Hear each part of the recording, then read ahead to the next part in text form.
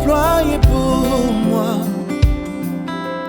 Shalom, chers frères et sœurs, chers amis, vous qui me suivez sur Atmosphère de Miracle, bienvenue. Cette édition porte sur l'avant-Pâques, dans le contexte de cette célébration divine, qui est une institution de Dieu en Israël pour son peuple. Mais également réitéré avec Jésus-Christ, car Christ est notre Pâques. Et donc célébré par toute l'Église, le Christ dans le monde entier reçoit en ce jour la parole de l'atmosphère des miracles, la parole de foi, la parole de délivrance, la parole de guérison dans ce contexte de Pâques. Je ne sais par quel moyen ou par quel miracle Dieu veut t'amener à vivre une Pâques exceptionnelle en cette année, mais cette parole est sans doute pour toi. Alors il est écrit dans Jean chapitre 6, à partir du verset 1.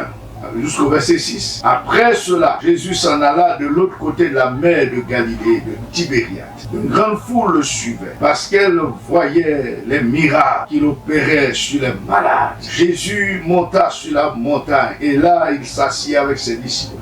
Or, la Pâque était proche, la fête des Juifs. Ayant levé les yeux et voyant qu'une grande foule venait à lui, Jésus dit à Philippe, où achèterons-nous des pains pour que ces gens aient à manger?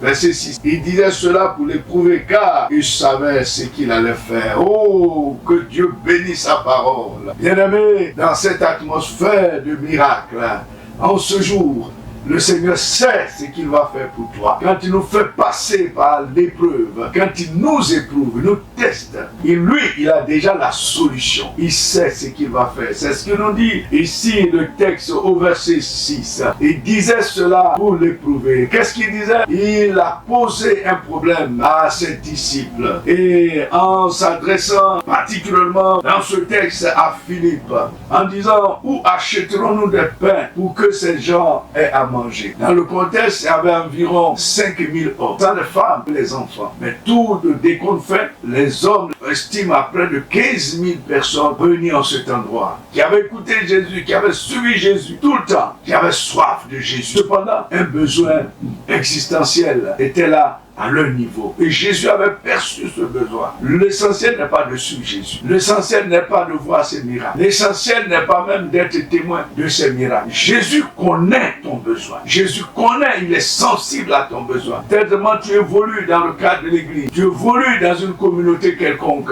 Et tu as l'habitude d'entendre des témoins de miracles. Tu as l'habitude de l'atmosphère même de miracles que je suis en train d'animer présentement. Mais tu as un besoin. Un besoin que Jésus connaît. Un besoin existentiel. Le fait de manger est un besoin existentiel de tout homme. Le fait d'avoir sommeil est un besoin existentiel à tout homme. Le fait d'avoir de la santé est aussi un besoin existentiel à tout homme. Alors, quel est ton besoin?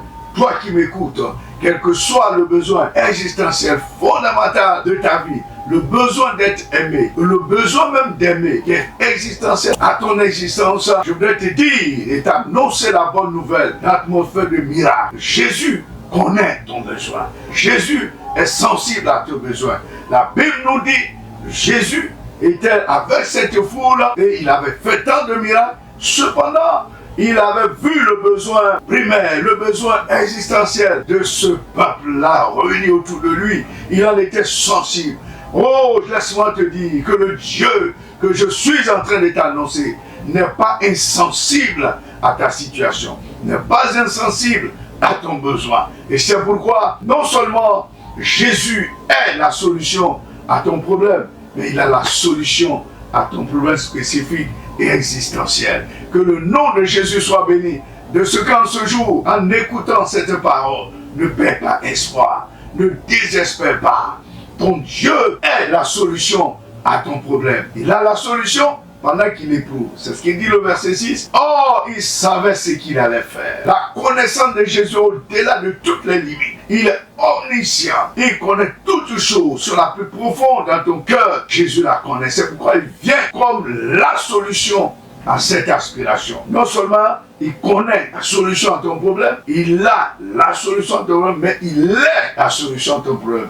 Donc si jusqu'à présent, la situation semble perdurer, tu as l'impression que Dieu ne t'écoute pas, laisse-moi te dire, Jésus n'a pas seulement que la solution, mais il est la solution. Ce dont tu as besoin, c'est de Jésus. Alors invoque Jésus et prie avec moi en l'invoquant comme la solution à ton problème. Ta situation est décantée. La provision est accordée. La guérison t'est accordée. Quelle que soit la maladie, reçois la guérison, reçois la délivrance. Quel que soit le besoin financier, le besoin provisionnel dont tu as la recherche, le Seigneur Jésus t'accorde cette provision. Maintenant même, reçois cette bénédiction au nom de Jésus-Christ. Amen. Seigneur, exauce ma prière.